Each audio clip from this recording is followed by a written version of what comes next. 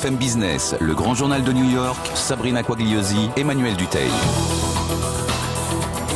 Le grand journal de New York en direct des studios du Nasdaq, ici à Times Square. Allez, si on entrait dans les coulisses du consulat français de New York, nous avons l'honneur d'avoir avec nous Philippe Lalliot, le consul général de France ici à New York. Philippe Lalliot, merci d'être avec nous. Bonjour et merci à vous. Alors concrètement, une question toute bête, ça sert à quoi un consulat ? Mon job, c'est grosso modo de mieux faire découvrir la France aux Américains et en sens inverse, les États-Unis en France. Et je conçois un peu le consulat comme une tête de pont avec une mission générale de coordination et de mise en relation. Je vais vous prendre un exemple très concret. L'Université des métiers en France a le projet de s'implanter ici, aux États-Unis, pour mieux faire découvrir tout ce qui est métier d'art, la maroquinerie de luxe, la marqueterie, les gens qui rénovent des tableaux. Et donc mon job, c'est de mettre autour de ce projet d'implantation ici aux États-Unis, plus particulièrement à New York, tout ce dont on a besoin. Des conseils juridiques, des conseils comptables. On va travailler avec UbiFrance, puisque c'est un milieu essentiellement de PME. On va travailler avec la Chambre de commerce franco-américaine, bien sûr avec Elsa Véry, vous avez rencontré tout à l'heure. Et donc mon job, c'est tout ça.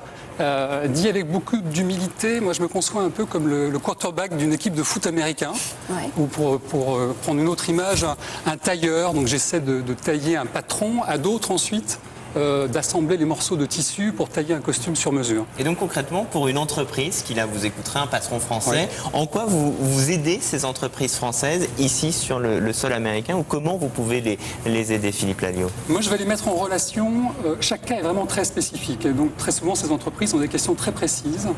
Donc là aussi, pour raisonner sur des exemples concrets, une entreprise qui a besoin de conseils juridiques, je n'ai pas la compétence pour répondre à chacune de ces questions très précises. En revanche, j'ai les relations qui permettent de les mettre en relation avec des cabinets d'avocats. Si elle a besoin de conseils comptables, ce sera des cabinets d'audit comptable. Si elle a besoin qu'on l'aide à étudier un marché spécifique, à bâtir un business plan, là je vais aller en effet vers la Chambre franco-américaine, je vais aller vers le réseau des conseillers. Vous êtes une sorte de porte d'entrée, de guichet unique et qui envoie vers la bonne personne. Idéalement, c'est comme ça que vous voyez. Idéalement, oui. Et beaucoup. Mais si vous dites idéalement oui, c'est que c'est pas encore tout à fait ça. C'est ce qu'on essaie de faire en tous les cas. Et encore, il faut être très, très humble. Beaucoup d'entreprises n'ont pas besoin de nous. Les plus grosses ont déjà leur propre filiale ici et elles font leur business sans avoir besoin de nous. Mais est-ce qu'à l'inverse, vous avez besoin d'elles? C'est que justement, vous aussi, vous en servez comme après un lieu d'accueil, de vitrine pour la France, en disant, eux, ils ont réussi. Exactement. Et d'ailleurs, on travaille avec elles. Je vais vous donner un exemple. On a des cycles de petits déjeuners qu'on a lancés ici au consulat avec LVMH et Dom Pérignon. Et en décembre, par exemple, on a reçu Christophe de Margerie, le patron de Total. Total n'a pas besoin de moi pour travailler aux États-Unis. En revanche, moi, j'ai besoin de lui pour montrer une grande entreprise française, ce qu'elle sait faire et vendre son expertise. Pour donner un autre exemple, on a un cycle de conférences au consulat général. La dernière conférence était hier sur la technologie 3D. L'idée, c'était de vendre Dassault Systèmes et l'expertise française dans tout ce secteur des nouvelles technologies. Grosso modo, j'essaie de faire le maximum de choses pour montrer ce que c'est faire la France dans des domaines où elle est traditionnellement très forte, très présente et très connue. La restauration, le luxe, la mode. On a reçu Alain Ducasse, par exemple. C'est ici aussi un chef étoilé, exactement. C'est une formidable tête de gondole, en fait, pour vendre ce que c'est faire la France dans ces domaines. Il y a cette image qu'il faut conforter, parce que c'est très important, mais il y a aussi la France qu'on connaît moins ici, parce que les clichés, on la vie dure. Justement, c'est quoi ces secteurs? Parce que, par exemple, depuis qu'on fait cette émission avec Sabrina, on s'est rendu compte qu'il y a une culture geek francophone ici, extrêmement dense. Mais dans tous les secteurs des nouvelles technologies. Donc, quels sont ces... Et en dépit de vos efforts, on ne sait pas encore assez. Pourtant, on essaye, toutes les semaines. Il faut continuer parce que c'est les geeks et c'est les nouvelles technologies. On va recevoir, parce qu'on utilise beaucoup ça aussi, on va recevoir Éric Besson.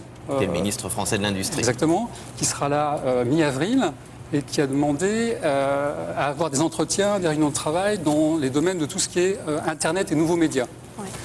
Et donc on va lui faire rencontrer les Américains, qui est une manière donc à la fois... Là aussi, vous servez pour finalement nos ministres, pour la République, vous servez de chambre d'accueil pour essayer de rassembler le meilleur panel pour eux. Vous êtes un peu un fixeur sur place, je ne sais pas si on peut utiliser ce mot-là, c'est pas très joli, mais... Exactement, c'est exactement ça, et chacun dans son domaine de compétences. Quand Christine Lagarde vient, en décembre dernier par exemple, elle souhaite rencontrer les patrons des plus grandes banques, hedge funds français d'ailleurs et américains. Ici, on lui organise un dîner de travail au consulat avec une quinzaine de personnes. Éric Besson, j'en ai parlé. On aura Nathalie Kosciusko-Morizet aussi, là aussi d'ici une quinzaine de jours. Et là, on va lui faire rencontrer les grands acteurs économiques, mais aussi de la recherche dans les plus grandes universités ici à New York, sur tout ce qui est financement de la lutte contre le changement climatique et la protection de l'environnement. Donc à chaque fois, on essaie de bâtir un programme sur mesure qui permette de faire découvrir ce que la France sait faire dans un domaine de compétences particulier. Et mon objectif, c'est encore une fois à la fois de conforter l'image traditionnelle de la France dans ces secteurs où elle est considérée comme la meilleure, mais aussi de développer et conforter l'image de la France dans les secteurs où on l'attend moins. Les nouvelles technologies, l'énergie, le transport. Mais est-ce que toutes ces entreprises ont, à l'inverse, envie de rencontrer notre ministre français de l'Industrie, notre ministre français de l'Écologie? On sait que Christine Lagarde a la cote ici, de par son parcours d'avocate. Voilà, c'est une star ici, de par son parcours. Mais est-ce que nos ministres intéressent la communauté économique Je ici? peux vous garantir que je n'ai aucun problème à rassembler autour d'eux ce qui se fait de mieux, en fait. Parce que la France intéresse. Alors certes, les clichés ont la vie dure, mais on sait quand même qu'elle fait partie dans le secteur industriel de pointe de ce qu'on fait de mieux aujourd'hui dans le monde. Donc absolument aucun problème pour intéresser les Américains à ce que la France sait faire, y compris dans les secteurs où on l'attend le moins. Eh ben, pas de problème pour vendre la France. Et dans un instant, vous allez rester avec nous, puisqu'on va s'intéresser à ces Français finalement qui sont là, nous tous. Qui sont ces Français qui essayent de conquérir ce marché américain? Vous restez avec nous, c'est le Grand Journal ici en direct de New York.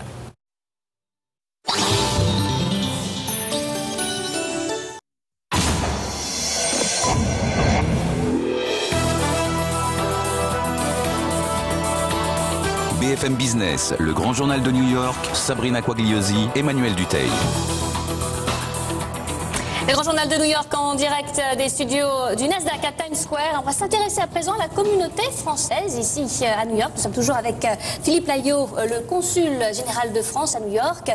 Alors, c'est peut-être l'une des inconnues majeures, le nombre de Français à New York. Tout le monde a ses chiffres. Vous avez mené l'enquête. Alors, on aura les chiffres définitifs le mois prochain. Exactement. On connaît quand même les premières tendances. Alors, combien estimez-vous de Français ici à New York? On a les grands traits, en effet. Entre 70 et 80 000 à peu près. Ouais. Et pour vous donner les grands traits, mais vraiment les grands traits généraux, c'est une population qui est plutôt jeune, aux 2/3 moins de 45 ans. C'est une population qui est très concentrée sur l'État de New York, puisque les 3/4 de ces 70 à 80 000 personnes sont sur l'État de New York, et la moitié d'entre elles dans Manhattan. Et même si on veut être encore plus précis, c'est Upper East, Upper East, donc là, et puis Midtown, qui entoure Central Park. Exactement, pour nos auditeurs et téléspectateurs.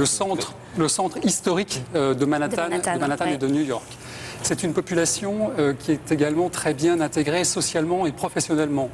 Lorsqu'on regarde les niveaux de qualification, par exemple, on est pour les 3/4 à Bac+3, parce qu'il correspond à Bac+3 en France, et pour la moitié à Bac+5, et donc avec des niveaux de rémunération, de responsabilité qui sont conformes à ce niveau de qualification. Alors ce qui est intéressant, c'est qu'on a regardé les principaux secteurs d'activité aussi. Oui, alors assez naturellement, on trouve la banque et la finance pour 20%. Bizarrement. C'est assez, ça, on s'y attendait, pas de surprise. Les banques françaises sont très installées ici. On parle tout le temps du luxe, mais il y a la tour Crédit Agricole, la tour Société Générale, BNP Paribas. Enfin, exactement. Nos grandes banques sont très présentes ici. Toutes les grandes banques sont présentes et assez logiquement, les Français sont pour 20% donc dans ce secteur d'activité. Plus surprenant, c'est le deuxième poste. Pour 10% environ, les Français sont dans l'enseignement, l'éducation et la recherche. Et c'est exact, lorsqu'on regarde les grandes universités, bien sûr Columbia, New York University, Cornell, Princeton, Yale, on trouve beaucoup de Français dans des secteurs très différents, la recherche médicale, l'économie. Ce qui montre que la France ne sait pas garder ses cerveaux. Oui, je sais qu'il y a toute une inquiétude sur le brain drain. Moi, ce qui m'inquiète, c'est moins de voir les Français arriver ici, au contraire. Que de ne pas pouvoir les faire repartir ensuite, qu'il n'y ait pas cet échange, cette espèce de respiration qui fait que ça marche dans un sens et ça marche aussi dans l'autre. Ouais. Donc c'est deux grands postes, deux grands secteurs d'activité, et après on trouve des Français à peu près partout. On a parlé de nouvelles technologies, mais aussi de l'agroalimentaire, dans le luxe, la mode, la restauration, etc. etc. Mais est-ce que ce sont des Français qui viennent tenter l'aventure ici aux États-Unis, ou est-ce que ce sont des Français qui sont envoyés, on parlait de la banque, par leurs entreprises ici? Puisqu'il y a malgré tout une politique de visa aujourd'hui des États-Unis, pour ceux qui nous écouteraient et qui seraient tentés par l'aventure, qui n'est pas obligatoirement simple, qui est même assez restrictive, et qui est une barrière à l'entrée tout de même. La barrière est assez facile à passer, compte tenu justement du niveau de qualification de cette communauté. Je veux dire par là que les problèmes que pose une communauté comme la communauté française n'ont rien à voir avec celle que pourrait poser la population mexicaine, par exemple. Il n'y a pas de risque migratoire au sens où on entend les autorités traditionnellement. Et on trouve un peu de tout. Il y a des flux d'étudiants qui restent peu de temps, il y a des gens qui s'installent pour longtemps. La communauté française, elle est pour un tiers installée ici depuis moins de 10 ans. Ce qui montre quand même qu'il y a un vrai mouvement de respiration de part et d'autre. Comment ça place la France par rapport aux autres communautés? Les Français sont très nombreux, puisque par exemple en termes de tourisme, on est, je crois, les principaux touristes du monde à venir notamment visiter ici New York. Tout à fait. Alors je n'ai pas les chiffres des Britanniques, des Allemands ou des Italiens, mais c'est pour l'année dernière 400 000 Français qui sont venus ici à New York. Et c'est vrai que les Français se plaisent à New York. Et ces 400 000 concentrés sur des périodes bien particulières, qui sont les périodes de vacances scolaires en France. Et c'est ce qui fait que parfois à New York, vous avez l'impression d'être dans une ville presque française. Juste à côté de nous, au Nasdaq, à Times Square, on a l'impression parfois d'être sur les Champs-Élysées. Et vous les trouvez dans les musées, dans les restaurants, vous entendez parler français dans la rue. New York est presque une ville française à certains moments. En revanche, j'ai été étonné, c'est en regardant rapidement votre étude, il y a plus de Français installés aux États-Unis qui parlent anglais à la maison. Alors ça serait parti en fait à égalité. Lorsqu'on a posé la question... 49-48, exactement. Quelle est la langue que vous parlez à la maison? Pour une moitié à peu près, on parle le français, et pour l'autre moitié, on parle l'anglais. Autre question intéressante qu'on avait posée, c'est pour combien de temps allez-vous rester aux États-Unis? Un tiers nous répondent définitivement. Alors ça signifie que 2 tiers vont aussi partir pour revenir, pour repartir. Mais ça fait encore une fois une communauté française très très bien intégrée socialement, très très bien intégrée professionnellement et qui pour beaucoup rencontre un très grand succès professionnel. C'est tout le mal qu'on leur souhaite et on continuera dans ce grand journal à essayer d'accompagner justement les parcours de ces Français qui tentent l'aventure américaine. Merci beaucoup Philippe Lalliot. Vous êtes le consul général de France ici à New York. Vous restez sur BFM Business, c'est le grand journal en direct de New York justement.